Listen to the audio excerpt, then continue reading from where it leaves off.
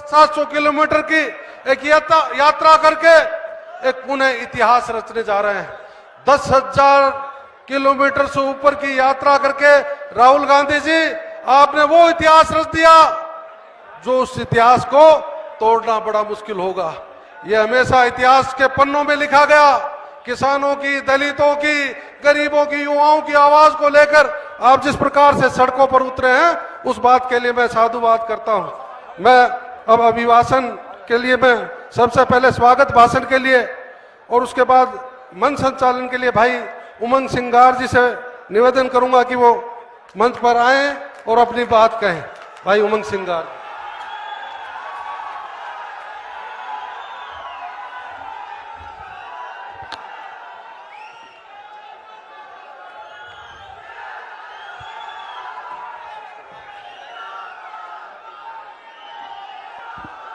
आज के कार्यक्रम के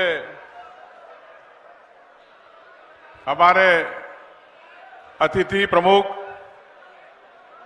कांग्रेस प्रेसिडेंट मल्लिकार्जुन खड़गे जी,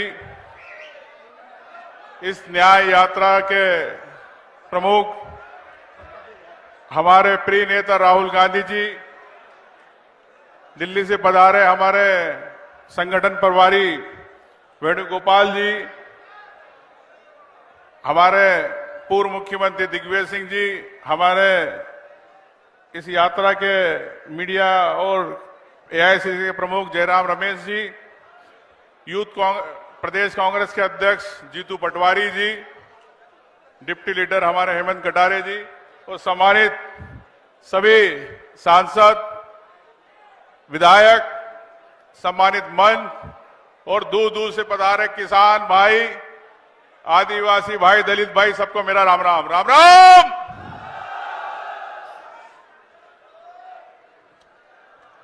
मैं ये कहना चाहता हूं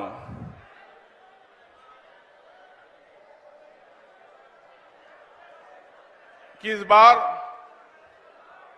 ये यात्रा मध्य प्रदेश के अंदर मुरैना से शुरुआत हुई।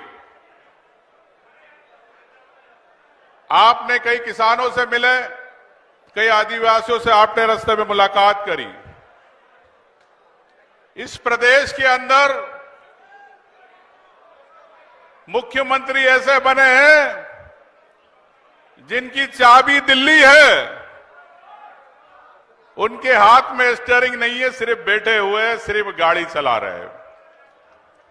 मोहन यादव जी ने अभी कहा उज्जैन के लिए महाकाल को लेके, भाई राहुल जी तो आए आपके महाकाल में, आपके मंदिर में भाजपा को सद्बुद्धि दे, इसलिए आपके महाकाल में हमने दर्शन भी किए। लेकिन मोहन यादव जी उज्जैन के हैं और जिस प्रकार मुगलों ने देश के अंदर राजधानी अपनी शिफ्ट कर दी थी दिल्ली से, मोहन यादव ने अपनी पूरी भोपाल से राजधानी उज्जैन लिया है। मैं आपको कहना चाहता हूं कि हम विधानसभा में उनको कभी मुख्यमंत्री के रूप में नहीं देखते, वो उनको हमेशा एक महापौर के रूप में देखते, सिर्फ उज्जैन की बात करते, कभी प्रदेश के किसानों की बात नहीं करना चाहते, प्रदेश के युवाओं की बात नहीं करना चाहते, प्रदेश के उन पटवारी परीक्षा में जो घोटाले हुए, कल उन्होंने प्रमाण पत्र बांटे, पटवारी परीक्षा की जांच रुकवा दी, उन युवाओं के साथ अन्याय किया और वो लोग पास हुए कई ऐसे। राहुल जी, खड़गे जी, आपको बताना चाहूंगा कि जिनको जिले और संभाग के नाम नहीं पता है, वो पटवारी बन गए। ये इस प्रदेश के अंदर इस प्रकार से युवाओं के साथ खिलवाड़ किया जा रहा है। उनकी परीक्षाओं पे पैसे लेके भ्रष्टाचारी लोगों को पास कराया जाता है। मैं आपसे कहना चाहता हूं ये युवा अधिकार रैली के माध्यम से कि साथियों, कि आपकी न्याय की लड़ाई राहुल गांधी जी, खड़गे जी, पूरी कांग्रेस आपके लिए लड़ रही है और आपको न्याय हम विधायकों के साथ प्रदेश में और पूरे देश में न्याय युवाओं को दिलाने के लिए ये आप कटिबद्ध है, ये मैं आपको विश्वास दिलाता हूं। बेरोजगारी बढ़ी, मोदी ने गारंटी दी कि 2 करोड़ नौकरियां मिलेगी। 2 करोड़ नौकरियां नहीं मिली। वो नौकरियां मिली तो जो आरएसएस के एजेंट थे जीवन मित्र के रूप में अभी हाल पूरे मध्य प्रदेश के अंदर उनकी नियुक्ति की गई। वो चुनाव में इनकी सिर्फ नियुक्ति उपयोग किया। वो चुनाव के बाद ये 9,000 युवाओं के भविष्य को खत्म कर दिया। आज उनको सबको बाहर निकाल दिया। ये है भारतीय जनता पार्टी। साथियों, मोदी सरकार जो गारंटी देना चाहती है,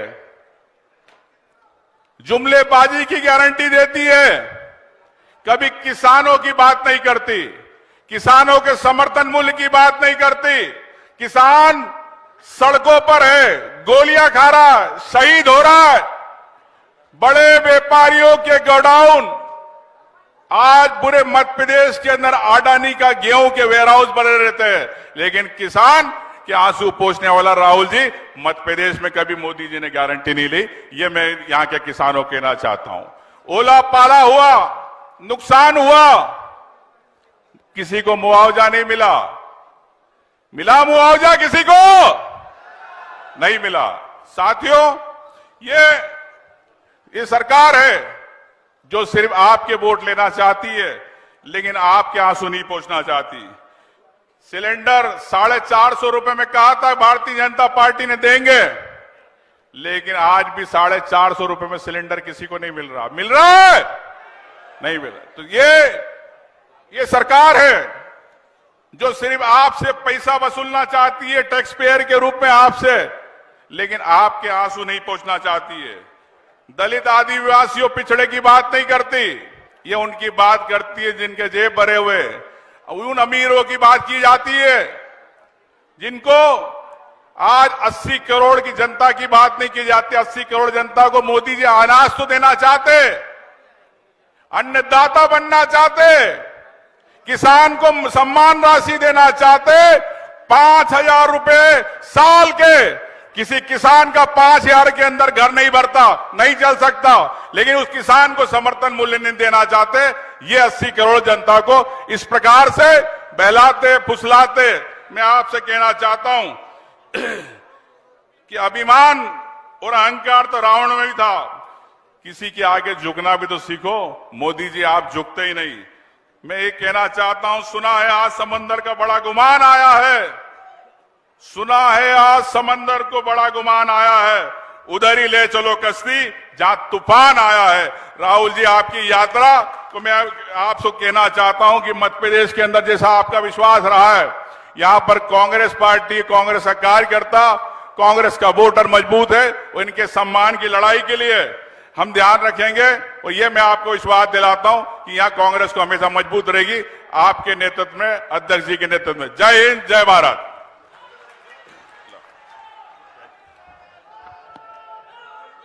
इस अगली कड़ी में हमारे यूथ कांग्रेस से अग्रत विक्रांत भूरिया जी को मैं आमंत्रित करता हूं। विक्रांत भूरिया जी आए, यूथ कांग्रेस। ताली बजा के भाई विक्रांत जी का स्वागत करें।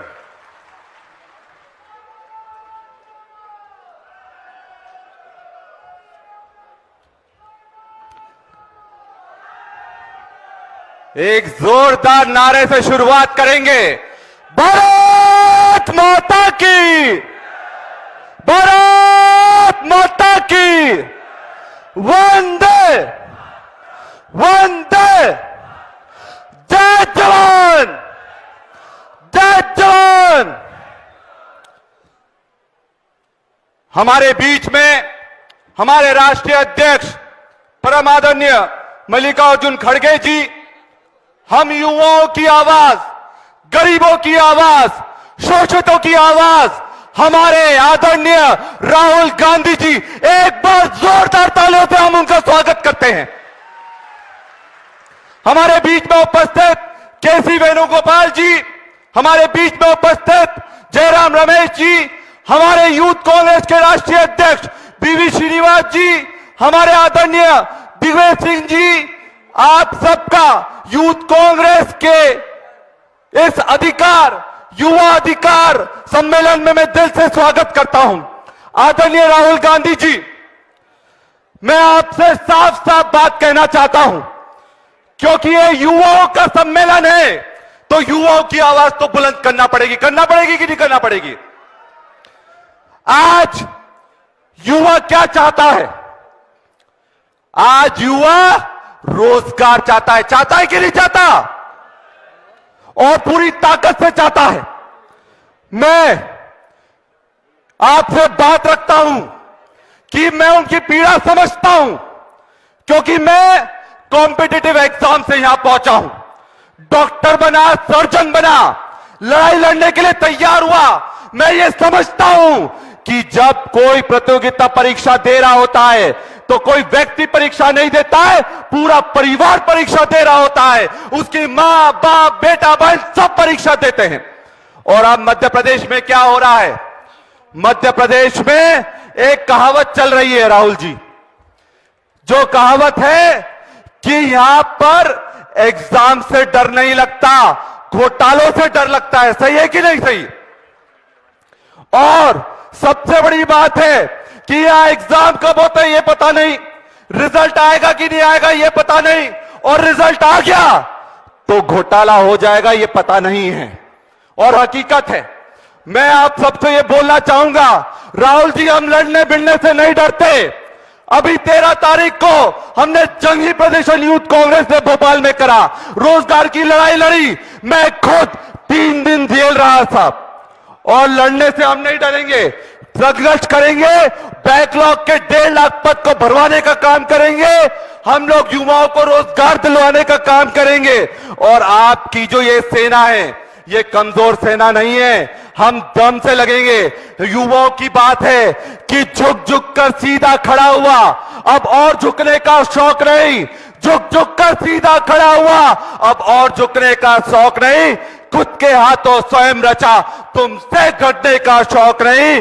हालातों की भट्टी में जब जब तुम मुझको झोंकोगे, तब तब कर सोना बढ़ूंगा मैं। तुम मुझको कब तक रोकोगे? तुम मुझको कब तक रोकोगे? तो आदरणीय राहुल जी, आपने हमें मौका दिया, इसके लिए हम बहुत बहुत धन्यवाद देते हैं। एक नारा आखिरी में सब लगाएंगे, संविधान की रक्षा कौन करेगा? किसानों की रक्षा कौन करेगा? युवाओं की रक्षा कौन करेगा? बहुत बहुत धन्यवाद। आपने डरो मत बोला है, पूरी ताकत से डरेंगे नहीं, और जेल फिर जाना पड़े फिर भी जेल जाएंगे, पर आपकी आवाज को बुलंद करेंगे। बहुत बहुत धन्यवाद। धन्यवाद अध्यक्ष जी। अब अगली कड़ी में जुझारू हमारे साथी अध्यक्ष प्रदेश के जीतू पटवारी जी, इनके लिए भी ताली बजवाए। जय जोहार। आदरणीय हमारे बीच में हमारे राष्ट्रीय अध्यक्ष पहली बार बदनावर और धार की इस भूमि पे आए, जरा जोरदार तालियों से उनका स्वागत करो। मंच पर विराजित युवाओं के नेता, हमारे प्रेरणा के स्रोत, और पिछले 10 साल से लगातार नरेंद्र मोदी की न ईडी से डरे, न सीबीआई से डरे, न कोई एजेंसी से डरे, केवल देश की आत्मा के लिए, देश की सच्ची और अच्छी भावना के लिए लगातार लड़ने वाले हमारे राहुल जी हमारे बीच में है। यात्रा लेके आए हैं, भारत जोड़ो न्याय यात्रा। जरा जोरदार तालियों से उनका स्वागत करें। मंच पर विराजित सभी हमारे सम्मानित नेतागण, मैं सबसे क्षमा मांगता हूं, और आप सब यहां उपस्थित सभी परिवार के साथीगण। साथियों, एक ऐसा व्यक्ति, एक ऐसा नेता जिन्होंने पिछले साल भारत जोड़ो यात्रा देश में कन्याकुमारी से कश्मीर तक पिछले 200 साल के इतिहास में कोई एक व्यक्ति ऐसा नहीं हुआ जिन्होंने इस उद्देश्य को लेकर कि जिसमें प्रेम की, प्यार की, मोहब्बत की और नफरत के बाजार में मोहब्बत की दुकान खोलने की बात करी कि नहीं करी। तो मैं मानता हूं हम सबका दायित्व है उस आवाज को ताकत देने का। यही आइडियोलॉजी है कांग्रेस की, यही आइडियोलॉजी है सभी धर्मों की, और यही आइडियोलॉजी है भारतवर्ष के संविधान की। हम सब इस ताकत को और ताकत दें इसमें, जहां जिससे जैसा बन पड़े, हम सब सहयोग करें साथियों। आज है युवाओं के लिए एक खास दिन। जैसा अभी उमंग सिंगार जी बता रहे थे, हमारा प्रदेश ऐसा है जिसमें भर्तियों के घोटाले होते हैं। 40 एग्जाम हुई, 40 में ही घोटाले। हमारा प्रदेश ऐसा है जिसमें पूरे प्रदेश में व्यापम का घोटाला हुआ, पटवारी का घोटाला हुआ, अभी पुलिस भर्ती का घोटाला हुआ, नर्सों के एग्जाम समाप्त हो गए। एक तरह से हमारी सरकार ने दृढ़ संकल्प ले लिया है कि हम युवाओं के भविष्य को निस्नाबूद कर देंगे। साथियों, लोकतंत्र में जो जीता वो सिकंदर। हमें पता है अभी 2 महीने पहले जो चुनाव हुए हम पीछे रह गए हैं, पर लोकतंत्र का यह भी तकाजा है कि दूसरी पटरी पर रहकर विपक्ष की भूमिका निभाना। और वो कैसे निभाना? जैसे राहुल गांधी जी कहते हैं, डरो मत और लड़ो। जब लड़ोगे तो लोगों के लिए, लोगों के कामों के लिए, तो अपने आप कांग्रेस पार्टी अपना धर्म निभाएगी। साथियों, आप सबको एहसास होना चाहिए कि इस बार मुख्यमंत्री विधायकों के वोट का है, जनता के वोट का नहीं बना है। इस बार मुख्यमंत्री वो नरेंद्र मोदी जी की चिट्ठी और पर्ची लेके आए थे और ऐसे शिवराज जी को दी कि शिवराज जी पढ़ो। तो इस बार पर्ची का मुख्यमंत्री है। कौन सा मुख्यमंत्री है? तो पर्ची के मुख्यमंत्री से हमें एक ही बात, हर बात बार बार करनी है, और वो एक ही है सिर्फ कि जो वचन पत्र आपने दिया, 2700 रुपए गेहूं के दाम का उन्होंने बोला, देना चालू किए क्या? उन्होंने 3100 के धान का बोला था, देना चालू किया क्या? 3000 लाडली बहनों को देने का कहा था, देना चालू किया क्या? उन्होंने 400 और 450 का गैस सिलेंडर आपको मिलने लगा क्या? जब सब में ना है तो फिर यह सरकार चैन से कैसी रह सकती है? मैं राहुल जी आप सबको बताना चाहता हूं कि हमारे सारे विधायकों ने सदन में एकजुटता से इस बार सरकार के नाक में चने चबा दिए हैं। और हम सबका दायित्व है, सब कार्यकर्ताओं की, नेताओं की और आम जनता की, कि सड़क पे लोकसभा के चुनाव में इन सब बातों को लेकर हम घर घर जाएं कि मोदी जी गारंटी नहीं देते हैं। मोदी का सबसे बड़ा झूठ था 2 करोड़ रोजगार का, दूसरा सबसे बड़ा झूठ था किसानों की एमएसपी का, तीसरा सबसे बड़ा झूठ था काले धन और 15 लाख का। जो बोला मोदी झूठ बोला, कोई गारंटी नहीं दी। यह एहसास हम सब में होना चाहिए। मैं आप सबको साधुवाद देता हूं, धन्यवाद देता हूं, खूब ढेर सारी शुभकामनाओं के साथ। जय भारत, जय हिंद। धन्यवाद जीतू पटवारी जी। अगली कड़ी में चूंकि समय का अभाव है, माननीय दोनों नेताओं का आगे जाना है। अगली कड़ी में हमारे कांग्रेस के राष्ट्रीय अध्यक्ष मल्लिकार्जुन खड़गे जी को मैं आमंत्रित करता हूं कि वो इस आदिवासी अंचल के अंदर आज इस न्याय यात्रा के लिए शब्द कह, ताली बजा के भाई स्वागत कीजिए खड़गे जी का।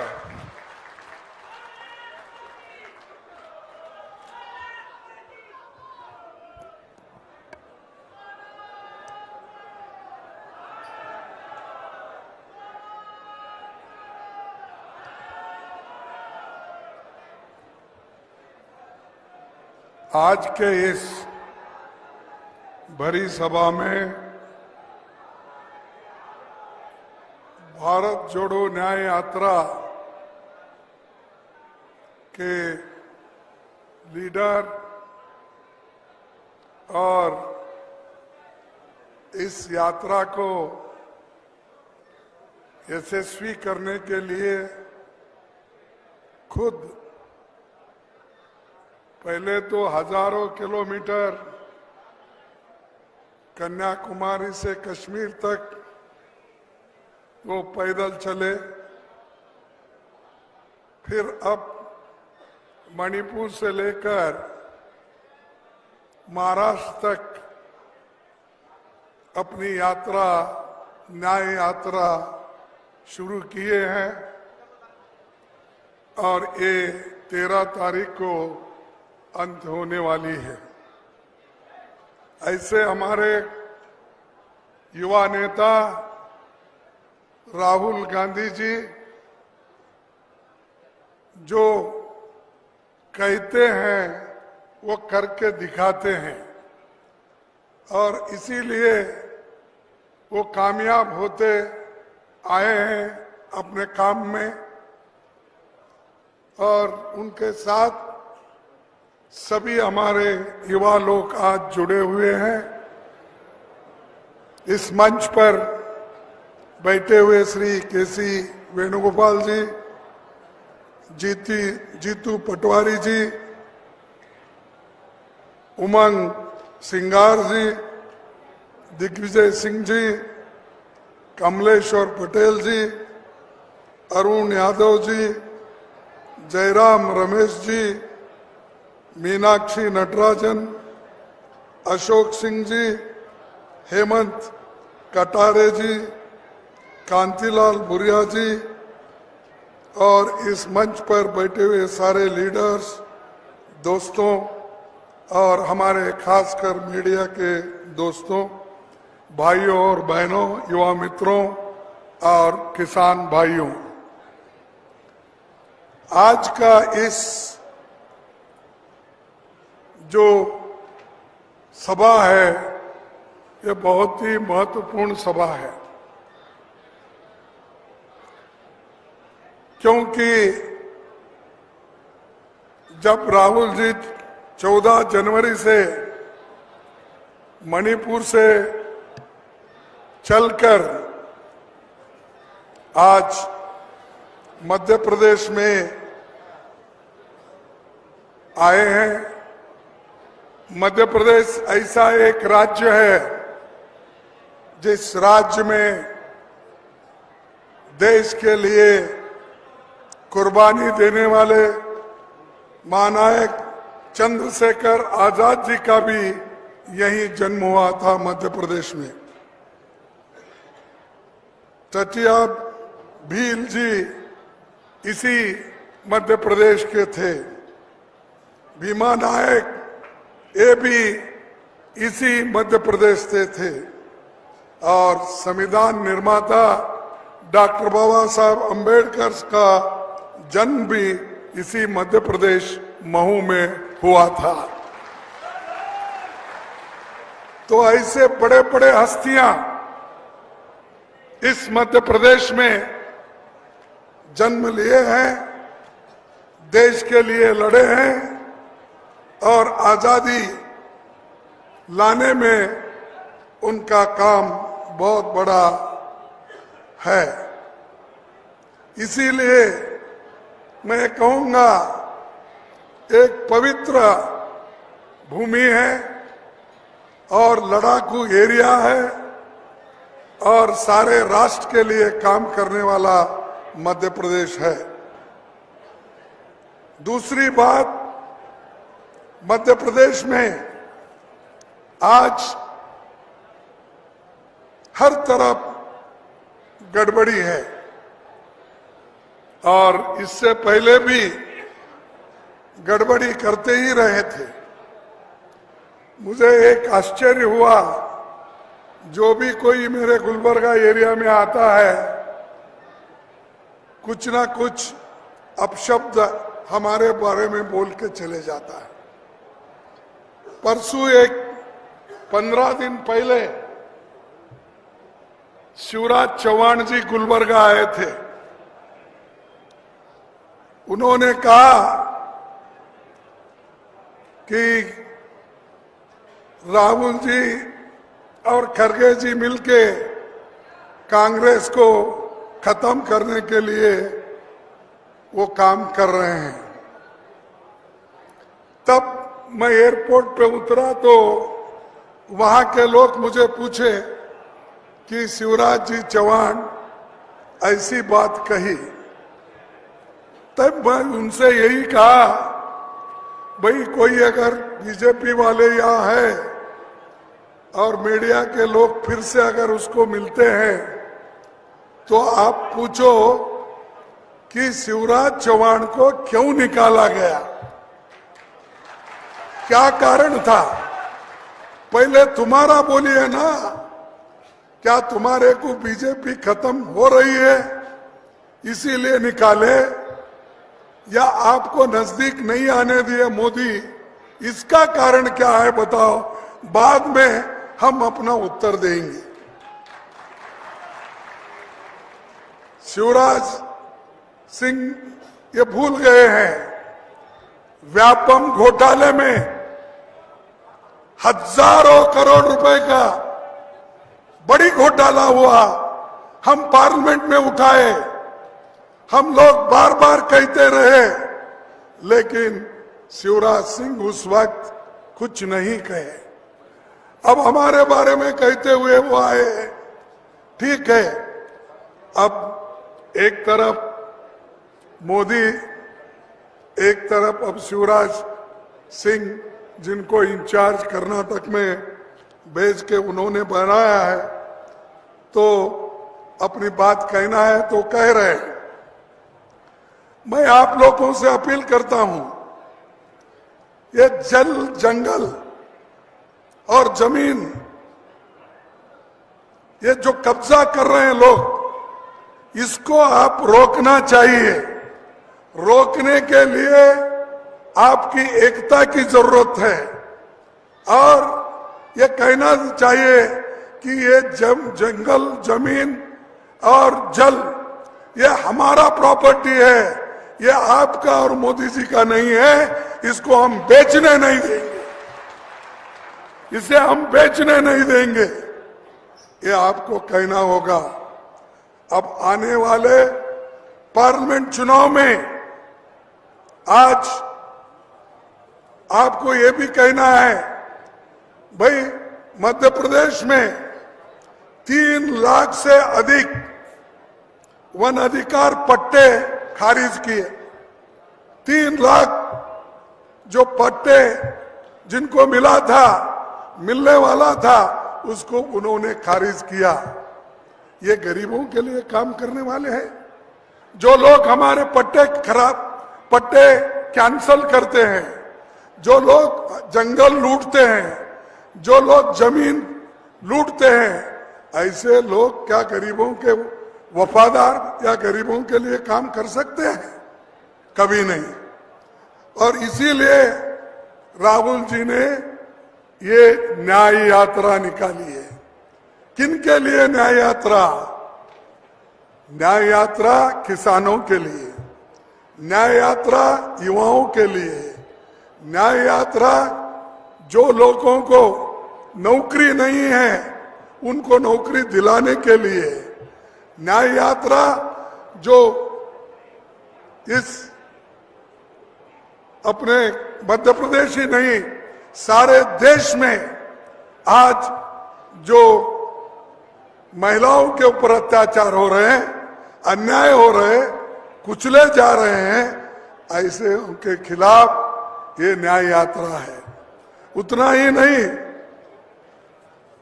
बीजेपी सरकार हमेशा गरीबों के बारे में ज्यादा आजकल बात कर रही है।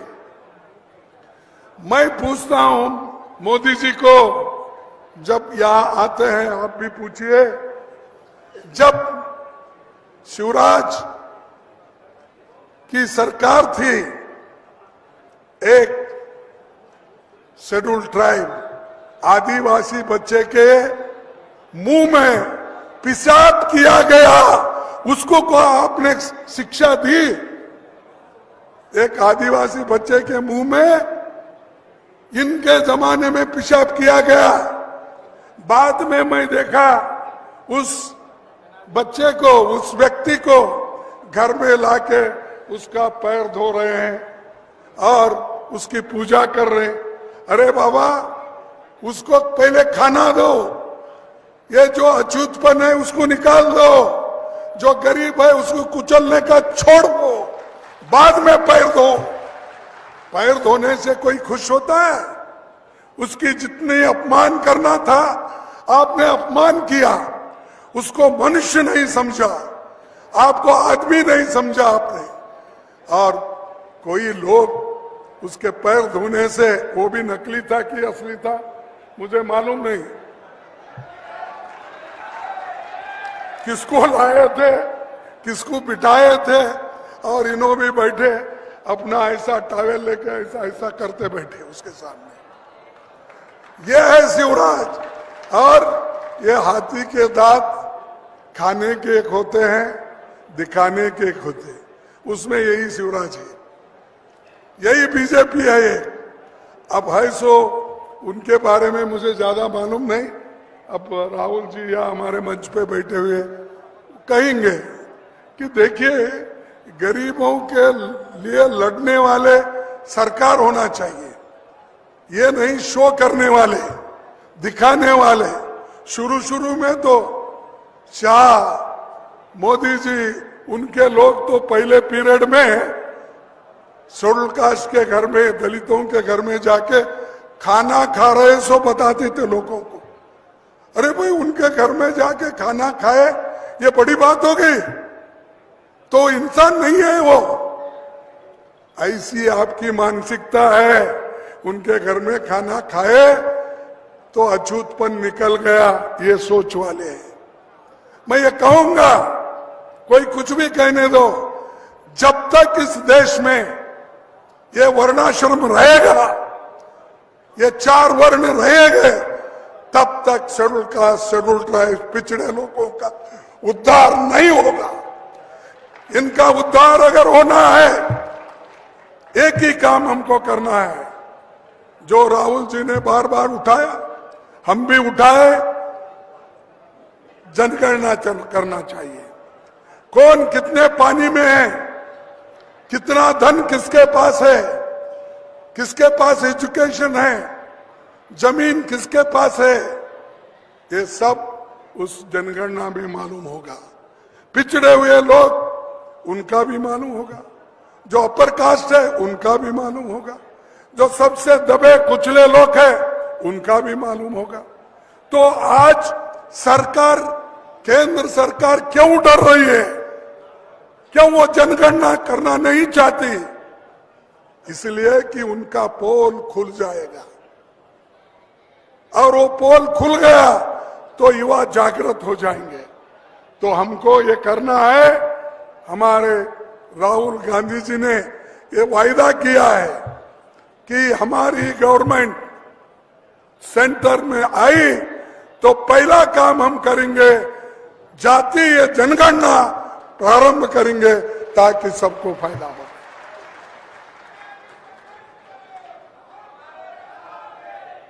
अगर मोदी है तो मुमकिन है, ये स्लोगन बहुत चलता है।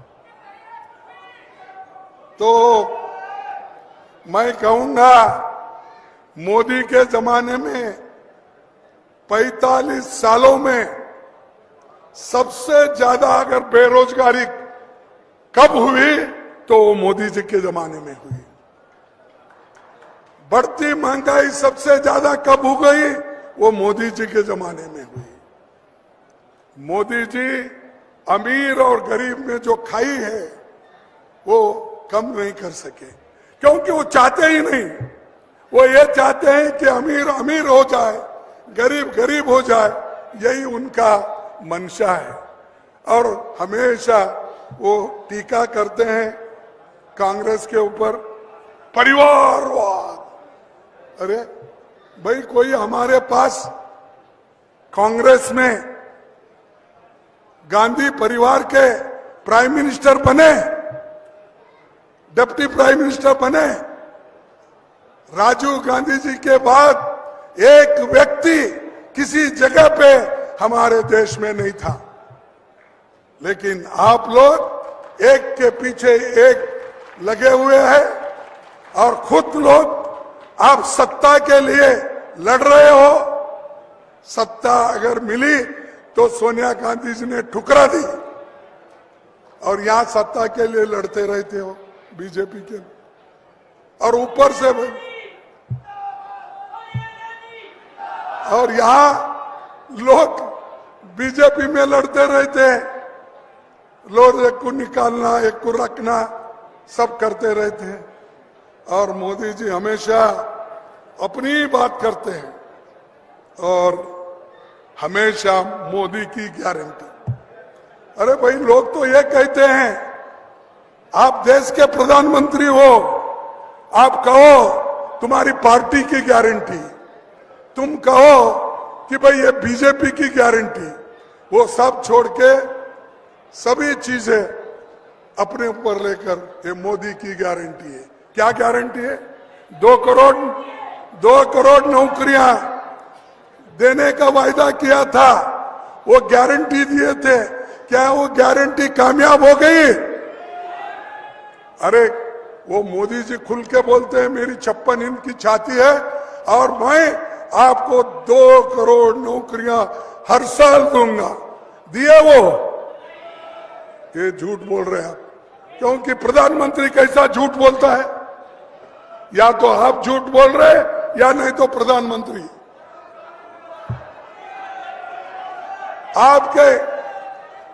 आपके जॉब में 15 लाख डालूंगा बोले, मिले आपको 15 लाख? नहीं मिले। तो मोदी झूठ बोल रहे हैं क्या आप झूठ बोल रहे हैं? ठीक है, किसानों की आमदनी मैं 2 गुना कर दूंगा। हो गई किसानों की आमदनी 2 गुना। तो कौन झूठ बोल रहे हैं? मोदी झूठ बोल रहे। और आपने ये भी कहा एमएसपी का दाम मैं बढ़ाऊंगा, बढ़ाया उसने। फिर कौन झूठ बोल रहे? इसीलिए मैं बार बार ये कहता हूं कि मोदी झूठ बोलते हैं और झूठों के सरदार है, इसीलिए मैं बोलता हूं। और अपने बातों में ही ऐसी बातें कहते हैं। आज लोगों को पीने के लिए पानी नहीं है, उधर उनका ध्यान नहीं है। मणिपुर में लोग मर रहे हैं, लड़ रहे हैं, उधर उनका ध्यान नहीं, सिर्फ इलेक्शन के तरफ ध्यान है। उठते ही आप टीवी में देखो, अब हमको पहले लोग बोलते ही उठते ही देखो भाई, जब आप उठते हैं तो दोनों हाथ अपने देख लेना, ऐसा हमारे टीचर बोलते थे। अब क्या है, उठते ही आप टीवी ऐसा ऑन करो, मोदी आ गए, मोदी की फोटो आ गई तो उस घर को दरिद्री लग गई।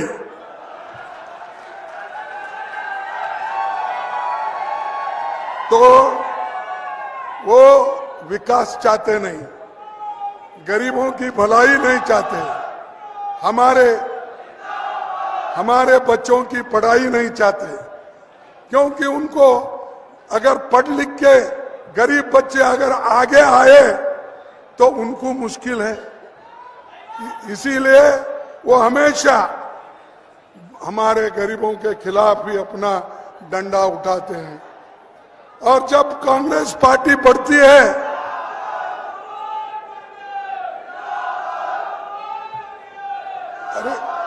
जब कांग्रेस पार्टी आगे बढ़ती है तो उसको कुचलने का काम करते हैं।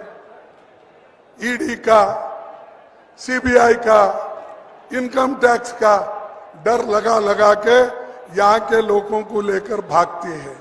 जीती हुई सरकार हमारी थी लास्ट टाइम, जब राहुल जी खुद हर जगह जाके उन्होंने यहाँ पर कामयाब एक सरकार तैयार की थी। यहाँ के एमएलए को खरीद फरोख्त करके उन्होंने हमारी सरकार गिराई। तो ये जीतने के बाद भी गिराने वाले लोग ये बीजेपी के लोग हैं। और बात बढ़िया करते हैं। अब रिसेंटली सुप्रीम कोर्ट का एक जजमेंट आया है। क्या आया है कि पहले तो सुप्रीम कोर्ट ने कहा कि भाई जो बॉन्ड, इलेक्शन बॉन्ड, इलेक्शन में हम लोगों को जो चंदा देते हैं वो इलेक्शन बॉन्ड के रूप में, वो जो बॉन्ड दिए हैं उनका बॉन्ड दिए लोगों का नाम तुम पब्लिश करो, कौन किस किस के पास ये बॉन्ड लिए हैं उनका नाम प्रकट करो, ये सुप्रीम कोर्ट ने कहा। लेकिन आज रिजर्व बैंक ऑफ इंडिया ने ये कहता है कि हमारे पास अभी उतने आंकड़े नहीं मिले, जल्दी नहीं कर सकते, हम खुलासा करेंगे नाम का जून के बाद। अरे आपके पास नाम है तो खुलासा क्यों नहीं करते? ये जो है बीजेपी की बात सुन के आज रिजर्व बैंक ऑफ इंडिया उन लोगों का नाम खुलासा नहीं कर रही जो उनको चोरी से बॉन्ड दिए, जो ईडी में उनको क्लीन करने के लिए जो उनके पास पैसे लिए, उनका नाम खुलासा नहीं करना चाहते। ये है मोदी जी, दिखाते एक, करते एक, और जो पैसे उनको दिए उनका नाम बताने में क्या अर्ज है भाई? क्यों आप छुपा रहे हो? क्यों आप बंद कर रहे हो?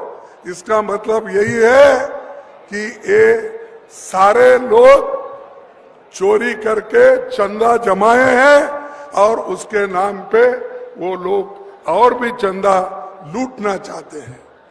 तो भाइयों, मैं ज्यादा वक्त आपका नहीं लेता, लेकिन यहाँ पर हर घोटाला हुआ, व्यापम तो है ही है, फिर उसके बाद उज्जैन महाकाल का घोटाला, भगवान के नाम पे भी घोटाला चलते हैं मध्य प्रदेश, और उसके बाद भ्रष्टाचार तो है, लेकिन यही लोग हम लोगों को हमेशा यही बोलते कांग्रेस सरकार ठीक नहीं, कांग्रेस सरकार एक ही भी। और एक बात आपको बताता हूं, मीडिया का रिपोर्ट है, ये मेरा नहीं है, मीडिया के रिपोर्ट में, सीएजी के रिपोर्ट में ये आया है, कम से कम बीजेपी की सरकार कहां कहां है, केंद्र में हो, राज्य में हो, उन्होंने 8,50,000 करोड़ का घोटाला उन्होंने किया है। ये सीएजी रिपोर्ट में है, मीडिया के रिपोर्ट में है। आप पूछिए किसको भी, इतना रहते हुए भी ये लोग ऐसा समझते हैं हम बड़े पाक हैं, और हर पार्टी के लोगों को वो ले लेते हैं अपने पास। लेने के बाद पहले तो बोलते हैं करप्ट है, ये कलंकित है बोलते हैं, लेकिन उनको बीजेपी में जाने के बाद, उसमें खास करके हमारे जो शाह है होम मिनिस्टर, जिन्होंने ईडी सीबीआई रख लिया, जिन्होंने कोऑपरेटिव सोसाइटी रख ली, ये नेता सबको अंदर लेते हैं। उनके पास होम मिनिस्ट्री में एक बहुत बड़ा वॉशिंग मशीन है, बहुत बड़ा वॉशिंग मशीन, उसमें ये कलंकित लोगों को डालने के बाद वो सब क्लीन हो जाते हैं, वो क्लीन हो जाते हैं। अरे भाई, कल तक तो करप्ट था, कल तक तो जब तक कांग्रेस में था उसको गालियां देते थे, फिर अब क्यों आए भाई? तुम्हारे वॉशिंग मशीन में क्लीन हो गए? ऐसा देश को लूटने वाले लोग, देश के लोगों को भ्रमित करने वाले लोग, इनसे दूर रहना चाहिए, इनको सबक सिखाना चाहिए, और हम सब लोग एक होकर काम करना चाहिए। और मैं चंद बात, गारंटी, जब कभी भी राहुल गांधी जी किसी राज्य में जाते हैं, उन्होंने गारंटी दी, चाहे तेलंगाना हो, चाहे कर्नाटक हो, आज जो गारंटी उन्होंने दी थी, वो गारंटी हमने इम्प्लीमेंट किया, उसको लागू किया। चाहे वो 5 गारंटी कर्नाटक के हो, 6 गारंटी तेलंगाना के हो, हमने किया।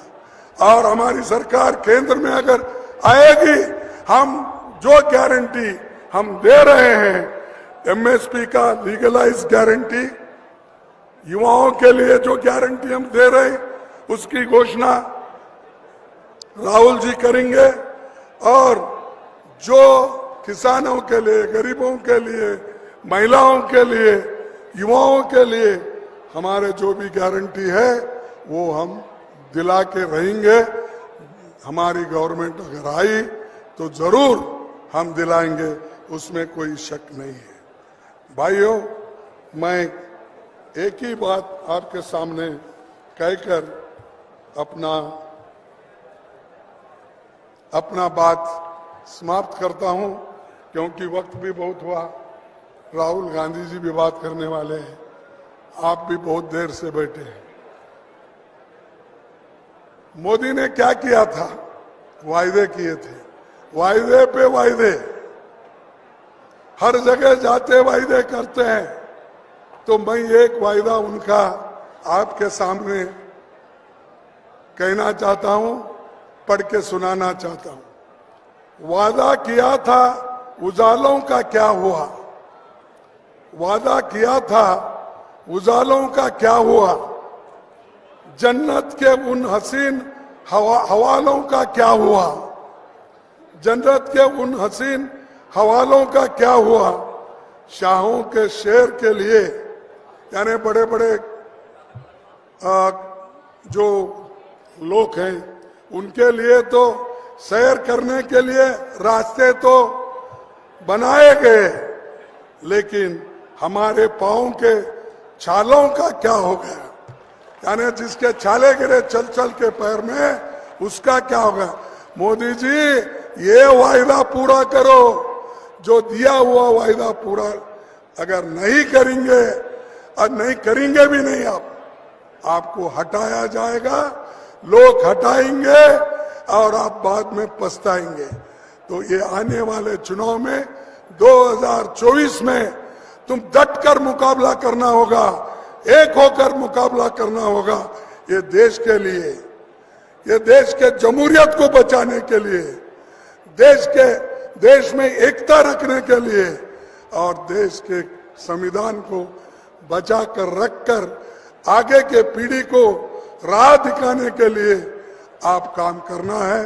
इसीलिए वो काम आप करेंगे, ये मैं कहकर मेरे बातों को समाप्त करता हूं।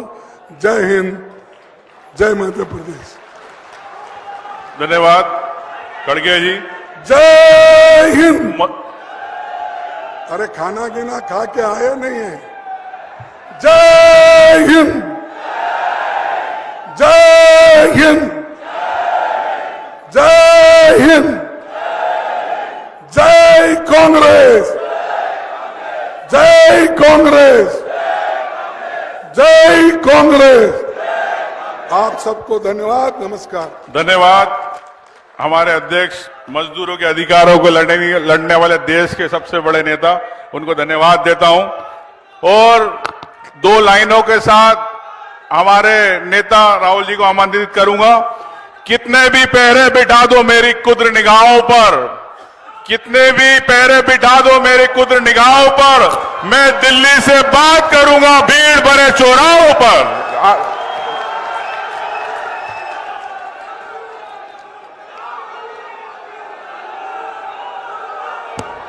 खारगे जी,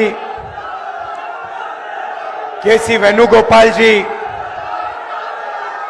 जीतू पटवारी जी, उमंग सिंघार जी, स्टेज पे कांग्रेस पार्टी के वरिष्ठ नेता, सब सीनियर नेता, एमएलएज, भाई और बहनों,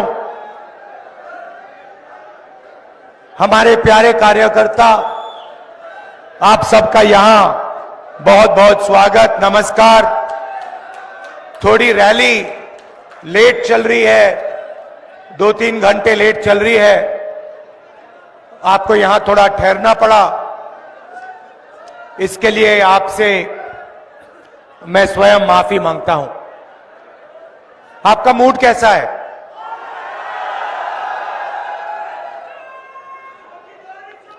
यहां पे आदिवासी भाई बहन आज ज्यादा आए हैं, तो थोड़ी सी मैं आपकी बात करना चाहता हूं।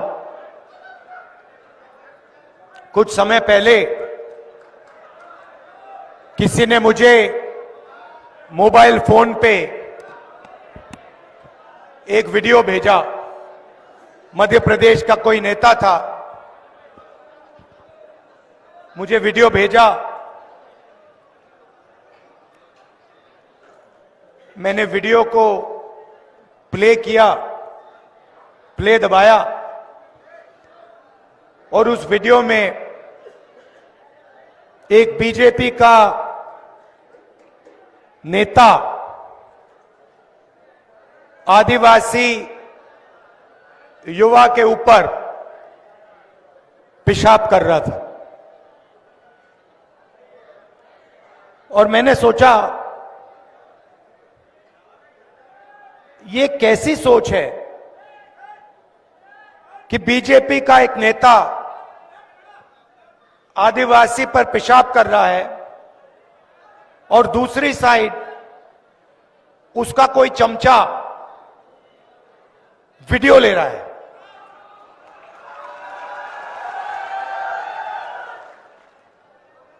और वो वीडियो सिर्फ मध्य प्रदेश में नहीं, पूरे देश में वायरल हुआ। शायद वो देश के बाहर भी गया होगा।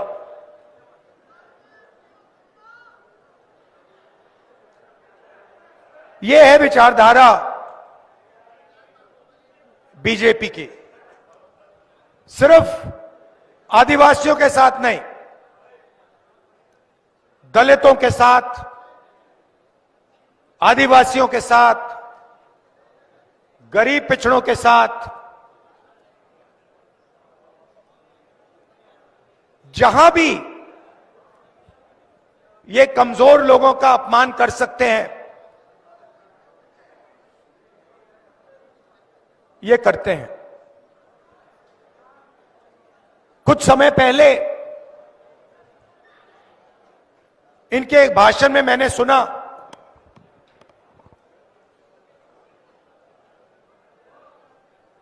आदिवासियों को इन्होंने वनवासी कहना शुरू कर दिया। अब पता नहीं आप में से आप यहां युवा बैठे हैं, आप शायद कहो भाई इन दो शब्दों में क्या फर्क है, आदिवासी में और वनवासी में क्या बड़ा फर्क है। आदिवासी का मतलब वो व्यक्ति जो इस जमीन का सबसे पहला मालिक था।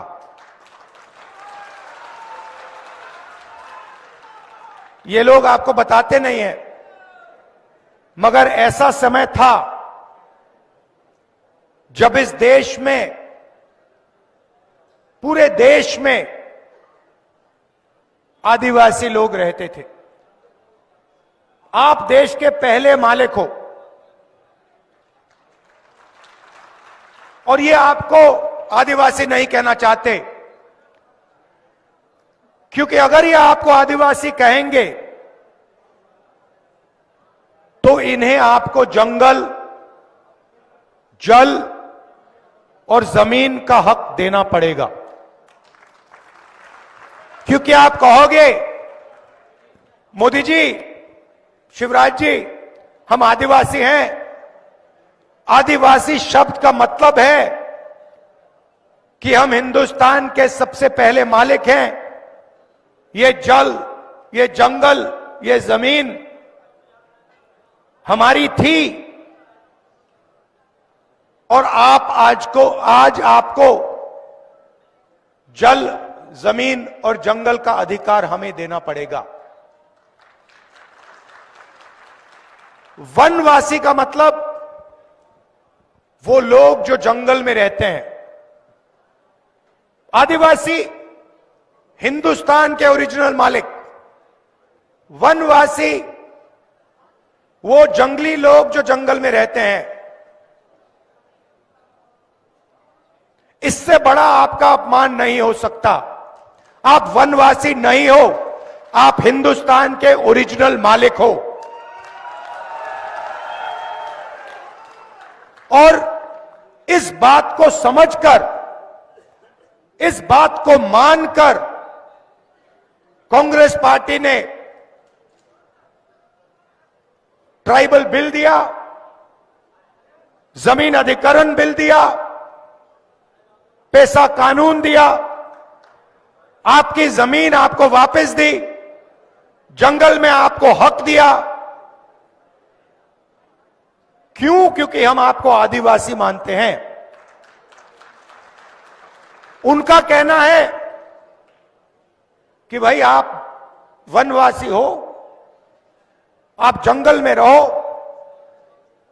आपको ना हम जंगल का हक देंगे, ना जल देंगे, ना जमीन देंगे, और आस्ते आस्ते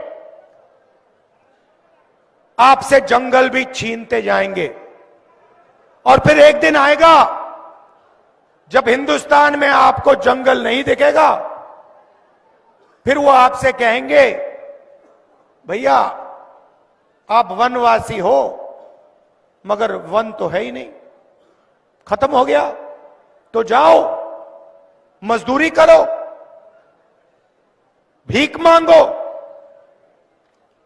भूखे मरो। ये इन दो शब्दों के बीच में फर्क है। अब आपकी आबादी हिंदुस्तान में तकरीबन 8% है। यह नंबर याद रखिए। जीतू जी, मध्य प्रदेश में आदिवासियों की आबादी कितनी है? मध्य प्रदेश में आपकी 22% है, 24%, और हिंदुस्तान में आपकी आबादी 8% है।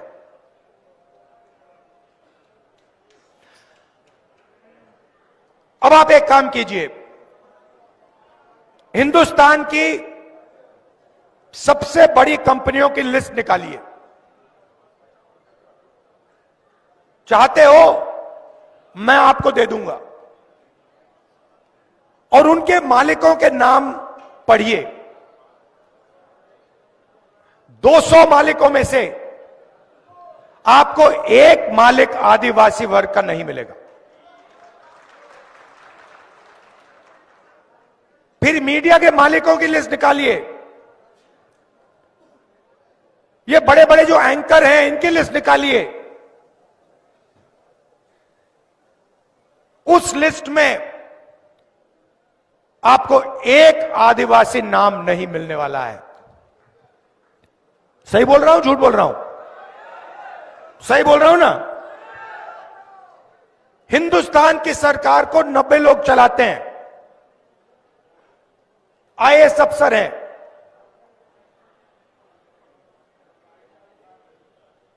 पूरा का पूरा बजट ये बांटते हैं। डिफेंस में कितना जाता है, आपके बच्चों की शिक्षा में कितना जाता है, मनरेगा में कितना जाता है, स्वास्थ्य में कितना जाता है, ये 90 लोग डिसाइड करते हैं। बड़े बड़े ऑफिसों में बैठते हैं, दिल्ली में मंत्रिमंडलों में बैठते हैं, और आपका पैसा, जीएसटी का पैसा जो आप देते हो, आप जो सिर हिला रहे हैं, आपने शर्ट खरीदी, 18% आपने दिया। अदानी वही शर्ट खरीदता तो वो भी 18% देता, तो आपका पैसा है। 90 में से एक अफसर आदिवासी, एक।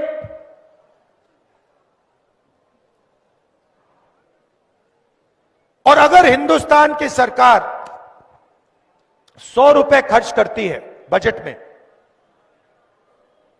तो आदिवासी अफसर 10 पैसे का निर्णय लेते हैं। आबादी 8%, भागीदारी 100 रुपए में से 10 पैसे।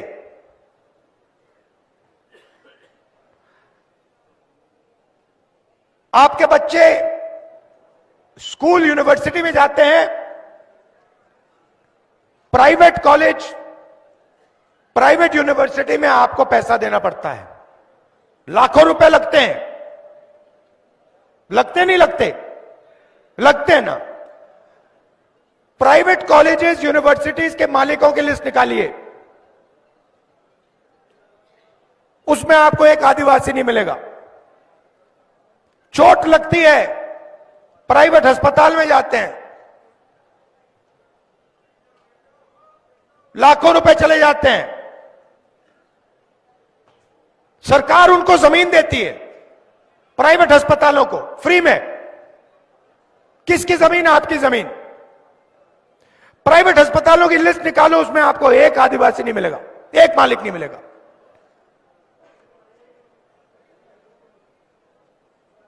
ये आपकी सच्चाई है, इसमें आप अकेले नहीं हो। जो आपके साथ हो रहा है वो दलित वर्ग के साथ भी हो रहा है, जो उनके साथ हो रहा है वो पिछड़ों के साथ भी हो रहा है, वो गरीब जनरल कास्ट के साथ भी हो रहा है।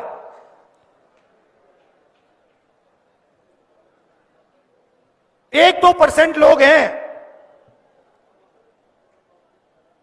जिन्होंने पूरे हिंदुस्तान का कब्जा कर लिया है। अदानी जी यहां आपकी जमीन छीनते हैं, हिमाचल में सेब का बिजनेस करते हैं, मुंबई का एयरपोर्ट चलाते हैं, हिंदुस्तान के सारे पोर्ट्स उनके हाथ में, माइनिंग करते हैं, फूड स्टोरेज का बिजनेस करते हैं, सारा का सारा वही करते हैं। और आप देखते ही रह जाते हो। आप स्कूल कॉलेज का पैसा देते हो, रोजगार मिलने का टाइम आता है, आपसे कहते भैया रोजगार तो है ही नहीं, आपको रोजगार नहीं मिलेगा। आपको सर्टिफिकेट मिल गया, 5 लाख रुपया आपने प्राइवेट यूनिवर्सिटी कॉलेज को दे दी, मगर रोजगार आपको हिंदुस्तान में नहीं मिलेगा। क्यों? क्योंकि सारे छोटे बिजनेसेस को नरेंद्र मोदी ने बंद कर दिया, नोटबंदी की, जीएसटी की, और सारे के सारे छोटे जो व्यापारी हैं, स्मॉल मीडियम बिजनेस, वो बंद हो गए।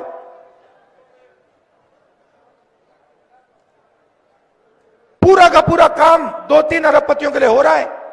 आपकी जमीन भी वो ले जाते हैं, पानी भी वो ले जाते हैं, जंगल भी उठा के ले जाते हैं।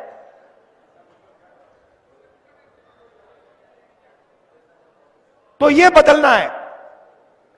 सबसे पहला कदम जाति जनगणना, जिससे सबको पता लग जाएगा इस देश में किसकी आबादी कितनी है, आदिवासी कितने हैं, उनके पास कितना धन है, कितनी संस्थाओं पर उनका कंट्रोल है, दलित कितने हैं, कितना धन है, कितनी संस्थाओं पर कंट्रोल है, पिछड़े कितने हैं, कितना धन है, कितनी संस्थाओं पर कंट्रोल है, साफ आपके सामने आ जाएगा। क्रांतिकारी कदम है। हरी क्रांति, सफेद क्रांति, उतना बड़ा कदम है ये। और ये जैसे ही हमारी सरकार आएगी हम ये करके दे देंगे आपको।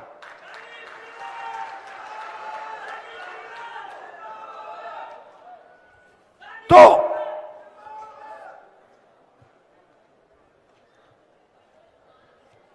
हम चाहते हैं कि इस देश में सामाजिक न्याय हो, आर्थिक न्याय हो, किसानों के साथ न्याय हो। किसानों का उदाहरण देता हूं आपको। हरियाणा पंजाब के किसान दिल्ली की ओर चल रहे हैं। उन्होंने सिर्फ एक चीज मांगी है, एमएसपी चाहते हैं, मिनिमम सपोर्ट प्राइस। बीजेपी की सरकार कहती है हम आपको एमएसपी नहीं देंगे। 100 अरबपतियों का उन्होंने 16 लाख करोड़ रुपया माफ किया। मतलब 24 साल मनरेगा का पैसा उन्होंने 100 लोगों का माफ कर दिया, और किसानों का कर्जा माफ नहीं कर सकते, किसानों को एमएसपी नहीं दे सकते। हमारी सरकार आएगी दिल्ली में, पहला काम जाति जनगणना, दूसरा काम किसानों को एमएसपी की लीगल गारंटी, कानून बना देंगे कि इससे कम पैसे के लिए उनको मिनिमम इतना पैसा मिलेगा, कानून बना देंगे उठाकर।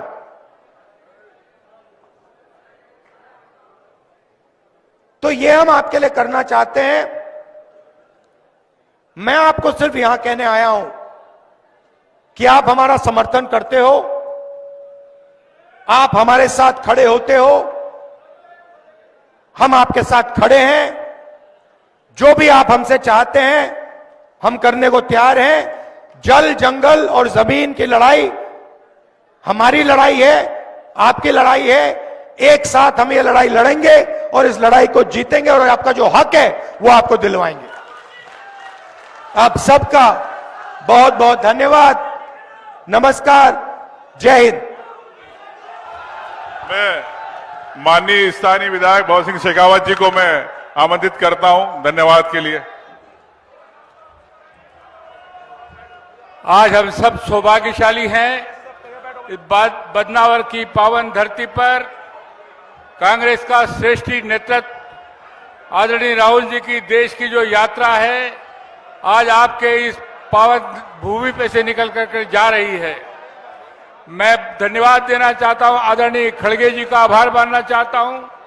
आदरणीय राहुल जी ने समय दिया और बदनावर की पवित्र धरती को पवित्र करके इस यात्रा को आगे बढ़ाया है, मैं उनका भी आभारी हूं। मैं आभार मानता हूं कांग्रेस के सब वरिष्ठ नेता, सेंट्रल लीडरशिप, प्रदेश के नेता, मंच पर विराजमान मेरे सभी साथी विधायक, सारे मंडल और ब्लॉक के अध्यक्ष जिनने बहुत मेहनत करके आज की इस रैली को सफल बनाने में योगदान दिया है। जो नौजवान, जो किसान और जो आप मेरे आदिवासी भाई आज सामने बैठे हैं, आज उन्हीं की समस्या को लेकर के राहुल गांधी जी पूरे देश की यात्रा कर रहे हैं। मैं आप सबका भी बहुत बहुत आभारी हूं जिन्होंने आज की इस सभा को सफल बनाया। मैं उन सबका आभार मानता हूं। शासन ने भी, प्रशासन ने भी, पुलिस विभाग, प्रेस और जितने सारे हमारे कर्मचारी अधिकारी हैं, सब लोगों ने बहुत मेहनत करके इस सभा को, इस यात्रा को सफल बनाया है। मैं आप सबका आभार मानते हुए आप सब जनता को धन्यवाद भी देना चाहता हूं कि आप लोगों ने भारी संख्या में आकर के आदरणीय राहुल जी की यात्रा को सफल बनाया और आज इस यात्रा को आगे बढ़ाने में अभी सीधा यहां से अपने बदनावर चौपाटी से लेकर के मुल्तान और मुल्तान से रतलाम होते हुए ये यात्रा आगे बढ़ेगी।